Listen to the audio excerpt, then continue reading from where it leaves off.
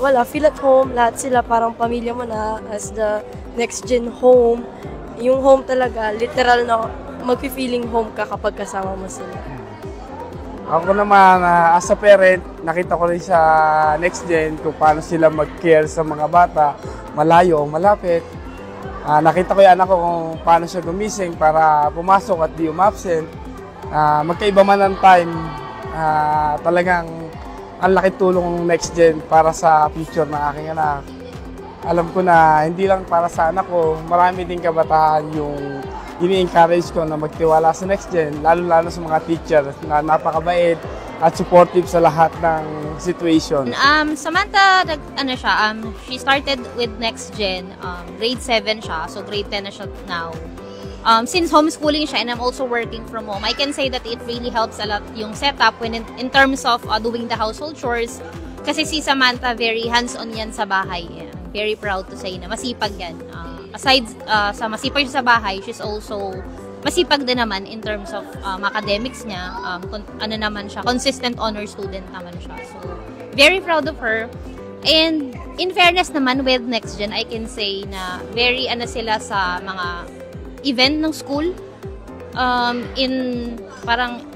Most of the time, it gives the privilege for me and for our family na yan, mag-bond, gano'n. So, most of the time talaga, especially pag mga awarding or gathering like this, the gala night, uma-attend talaga kami kasi parang it's our chance na rin to bond with her. Tsaka of course, to appreciate din yung mga hard work niya when it comes to sa pag-aaral. Hi, my name is Mary.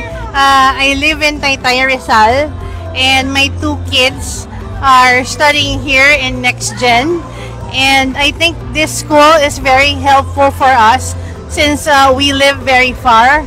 And the education system that they implemented is very helpful for the children, especially for busy parents. And I think this event is also helping us talk to the kids and also make friends with other people. Next Gen has been helpful sa akin, especially yung father ng kids ko is abroad. So I'm a single mom or single parent as of the moment with 3 kids. So I have grade 2 and grade 6. So since they're homeschooling, so it's easy kasi ang hirap na magta-travel, mayroon pang tapos medyo natututukan mo sila not only academic but also yung as we all know, home is where the foundation is for kids' character. So, kahit papano, you can see them, you can see their growth, and also, ang Next Gen, ang ganda ng platform nila.